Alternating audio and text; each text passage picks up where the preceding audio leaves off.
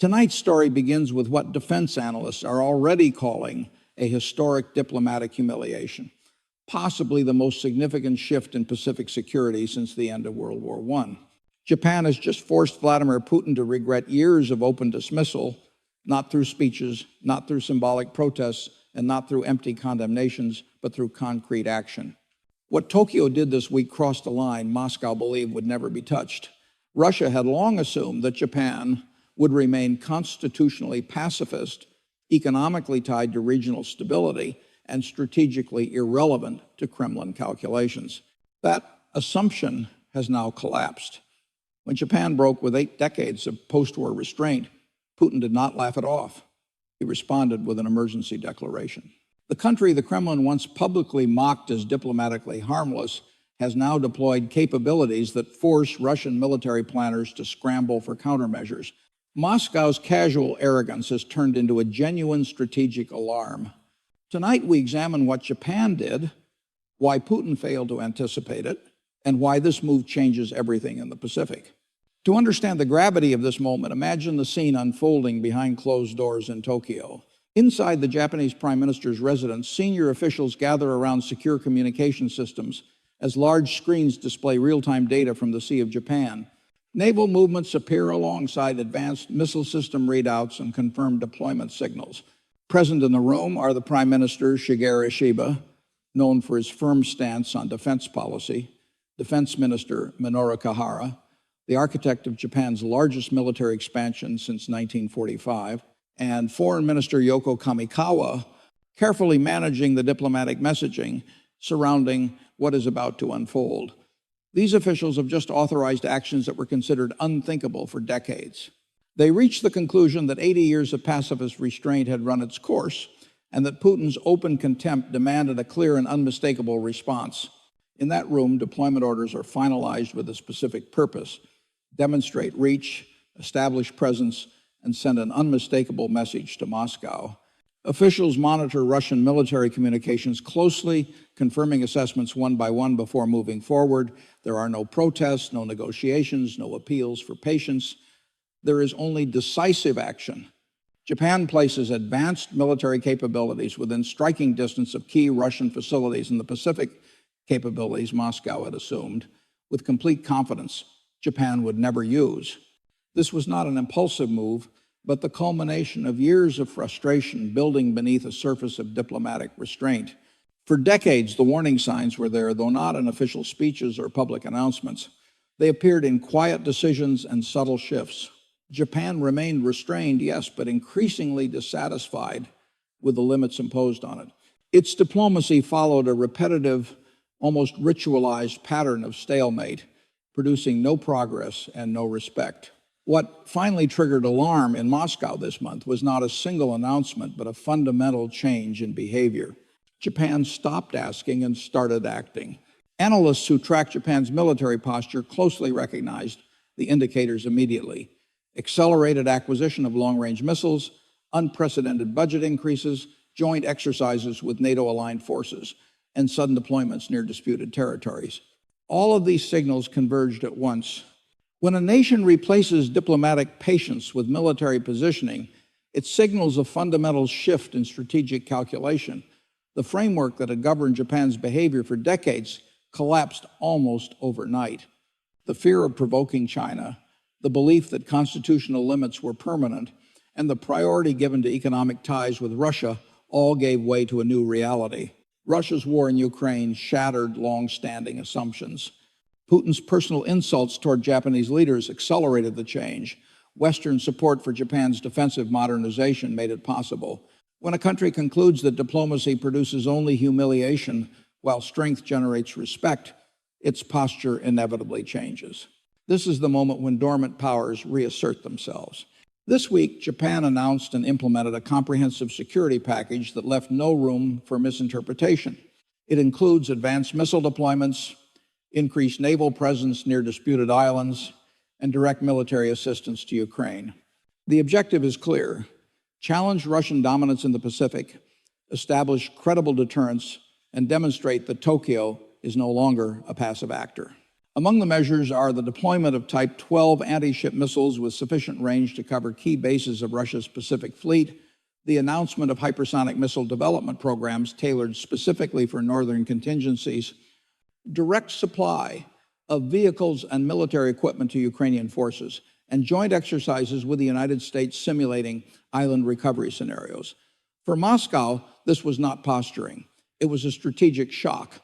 Foreign Minister Kamikawa, normally measured and cautious in her wording, removed any ambiguity. Japan, she said, will no longer accept Russia's occupation of the northern territories. The islands are sovereign Japanese land. Russia's position is illegitimate, and Japan will take all necessary steps to demonstrate resolve. When the Russian Foreign Ministry spokesperson dismissed the announcement as meaningless posturing, Tokyo responded not with rebuttals, but with action. For decades, Russia ignored Japanese words. Now Japan is ensuring that Russia is forced to acknowledge Japanese capabilities. The confirmations came swiftly and in direct coordination with Washington. Within hours, briefings were circulated to allied capitals across the Indo-Pacific. The conclusion was unanimous. Japan had decisively ended its post-war pacifist posture. Russia now faced a strategic challenge on two fronts for which it was fundamentally unprepared. A senior Pentagon official summarized the situation with striking clarity, describing Japan as a sleeping giant that had finally awakened. When Japan's industrial base and technological capacity are mobilized for defense, the balance of power in the Pacific shifts in a fundamental way. This is the reality Putin now confronts. His entire Pacific strategy rested on a single assumption: Japanese passivity. For decades, Russian confidence was built on the belief that Japan's constitution blocked defensive capabilities, that Tokyo would always prioritize economic stability over territorial disputes, and that no Japanese government would risk direct confrontation. That strategic foundation has now collapsed. Japan has demonstrated its willingness to deploy strike capabilities, to provide direct military assistance to Russia's adversaries, to coordinate its security policy with NATO, and to reject diplomatic humiliation as the price of regional stability. Perhaps most damaging for the Kremlin is the realization that Tokyo has concluded Putin's contempt was not strength, but weakness disguised as confidence. History shows that when nations learn that politeness invites disrespect while power commands attention, long periods of restraint come to an abrupt end. That is precisely what is happening now.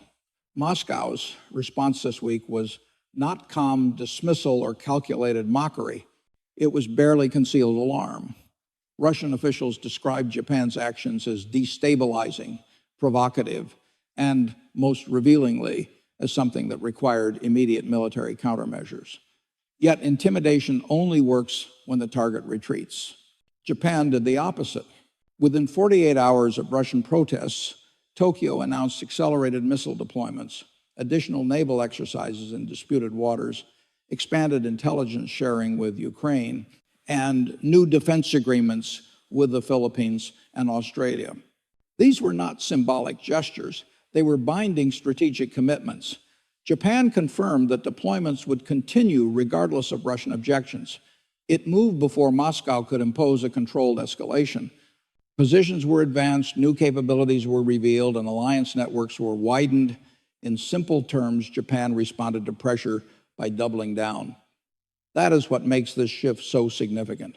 The Kremlin's intimidation tactics not only failed, they produced the exact outcome Putin sought to prevent. Acceleration replaced hesitation, strength replaced caution. This is where the analysis deepens. Intelligence services assess that Putin's dismissive posture toward Japan was designed to exploit post-war trauma and constitutional limits. The goal was to test whether Japan would accept permanent inferiority, whether economic fear would outweigh territorial claims, and whether pacifist culture would block any military response. For years, that strategy worked. This week, it stopped working. Japan rejected those constraints openly and decisively, to the point that even Putin could not pretend it was insignificant. Remilitarization on this scale does not happen by accident. Yet over the past decade, the Kremlin has systematically provoked it, and Tokyo has now responded accordingly. The psychological impact on Putin may be the most critical element of all. His specific posture depended on a Japan that did not matter strategically. That assumption is gone. He can no longer ignore Japanese capabilities because they directly threaten Russian installations in the Pacific. At the same time, he cannot respond effectively because his forces are deeply tied down in Ukraine. This leaves Putin trapped between two equally damaging options. He can downplay a growing threat or admit strategic overstretch he cannot fix. Combined with setbacks on the Ukrainian battlefield, this dilemma sharply reduces Russia's room for maneuver. Defense analysts increasingly describe Russia's Pacific position as strategically exposed, a vulnerability Japan is now beginning to exploit. Japanese remilitarization creates cascading effects across the region. It signals that post-war restrictions are nearing their end, marking a permanent strategic shift. It sends a clear message to China that Japan will resist territorial pressure, complicating Beijing's calculations. It warns Russia that its Pacific assets are no longer secure, stretching already strained military resources. It reassures South Korea and Taiwan that regional resistance is strengthening, and it inevitably accelerates American strategic commitment, deepening alliance integration across the Indo-Pacific. To fully grasp the scale of this moment, history offers a useful lens. The most relevant parallel is the Meiji Restoration, when Japan transformed itself from an isolated feudal society into a modern military power within a single generation. Western powers that underestimated Japan learned the cost of that mistake at Port Arthur in 1905. Another precedent is Japan's post-war economic miracle, when a nation reduced to ruins rebuilt itself into the world's second largest economy through disciplined national effort. Russia is now confronting that same Japanese capacity for rapid strategic reinvention. The condescension that worked for decades no longer applies. What Moscow once dismissed as restraint is now revealed to have been patience, and patience, once exhausted, becomes momentum. What makes this moment especially dangerous is the timing. Japan's transformation is unfolding while Russia is deeply distracted. Military hardliners demand more resources for the Pacific. Commanders in Ukraine insist the Western Front remains the priority. Economic advisors push for cuts, and Putin attempts to maintain the appearance that everything is under control. He is managing these competing pressures while facing a new strategic challenge he cannot effectively address. Leaders in such positions do not act from strength. They react from denial and at times from desperation. That is the risk now facing the region. The strategic implications are profound. For Japan and its allies, the opportunity is obvious. Russia cannot fight effectively on two fronts. Its military, industrial, and political capacity is already stretched thin. For Moscow, every additional demand in the Pacific increases the strain, but the danger is equally clear. A cornered Putin may authorize provocations, deepen coordination with China, or increase nuclear signaling to project strength where conventional power is lacking. This is the balance Tokyo must now manage. The question is no longer whether Japan will continue its military modernization. That path appears irreversible. The real question is the pace at which it advances without tipping the region into instability. Japan has now awakened strategically, and that awakening brings both power and responsibility. For decades, Japan absorbed insults, accepted delays, and tolerated dismissive treatment in the belief that restraint preserved peace. Putin interpreted that restraint as weakness. He believed mockery would produce submission. He believed the Pacific was secure. Tonight, Japanese missiles are positioned within range of Russian bases. Japanese aid is flowing directly to Ukraine. And Putin is no longer laughing because what occurred was not a temporary adjustment. It was the end of an era. Japan was never weak. It was patient. That patience has now run out. The Pacific, from this point forward, will not return to what it once was. From Moscow's perspective, this shift represents a strategic nightmare that cannot be easily undone. Russia's long-standing Pacific doctrine was built on predictability. Japan was the fixed variable, the neighbor that would complain diplomatically but never act militarily. That certainty allowed Russian planners to allocate limited resources elsewhere, confident that the eastern flank would remain quiet. Japan's move has shattered that certainty. Suddenly, the Pacific is no longer a secondary theater that can be managed with minimal attention. It is an active front demanding assets, personnel, and planning at a moment when Russia can least afford it. What makes this situation even more uncomfortable for the Kremlin is that Japan's actions are not reckless or impulsive. They are measured, coordinated, and legally framed as defensive. Every deployment is justified within Japan's evolving interpretation of self-defense. Every alliance move is embedded in multilateral structures. This denies Moscow an easy narrative of aggression. Russia can accuse Japan of provocation, but it cannot credibly claim surprise. The signals were there, ignored by choice. Strategic blindness is rarely accidental. It is usually the product of arrogance, and arrogance has consequences. Inside Russia's security establishment, the mood has shifted noticeably.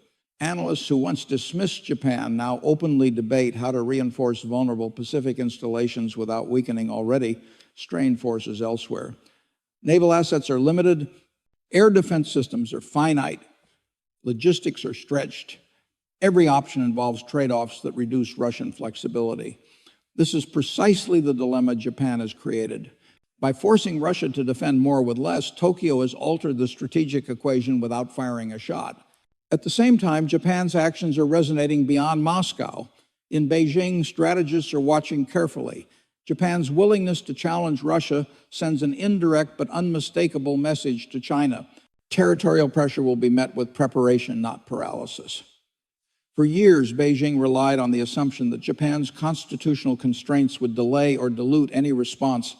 That assumption now looks increasingly outdated. Japan's posture complicates regional planning across the board, not because it seeks confrontation, but because it has demonstrated resolve. In Washington, the shift is being interpreted as both an opportunity and a responsibility. A more capable Japan strengthens collective deterrence, but it also requires careful coordination to avoid miscalculation. This is why Japan's moves have been closely synchronized with allies. Nothing has been left to chance. The message is consistency, not escalation, strength without recklessness, resolve without impulsiveness. Perhaps the most revealing element of this transformation is public opinion inside Japan itself. For decades, pacifism was not only a constitutional principle, but a deeply held social norm. That norm has been changing quietly, driven by regional threats, repeated provocations, and the realization that goodwill alone does not guarantee security. Japan's leadership did not move ahead of its society. It moved with it.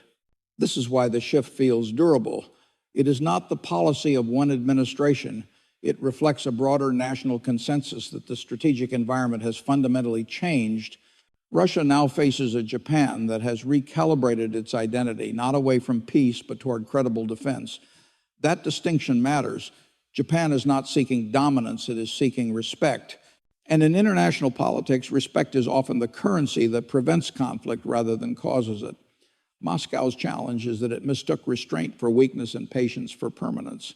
Both assumptions have now been exposed. The final consequence of this shift is one that Moscow can neither reverse nor ignore. Strategic realities, once altered, do not return to their previous state simply because a leader wishes they would. Japan has crossed a psychological threshold, and history shows that such moments are irreversible. The post-war order that defined Japan as a passive security actor has effectively ended, not through sudden collapse, but through deliberate choice shaped by years of accumulated pressure. Russia did not simply miscalculate Japan's intentions. It misunderstood Japan's capacity for patience and the speed with which patience can turn into resolve. For the Kremlin, this misjudgment arrives at the worst possible time. Russia's military is already absorbed by Ukraine. Its economy is strained. Its diplomatic leverage is narrowing. Adding a newly assertive Japan to the list of strategic challenges forces trade-offs that cannot be managed indefinitely. Every missile Japan deploys, every alliance it strengthens, every capability it reveals narrows Moscow's margin for error. This is not a temporary spike in tension. It is a structural change in the Pacific balance. Japan's leadership appears acutely aware of the responsibility that comes with this transformation.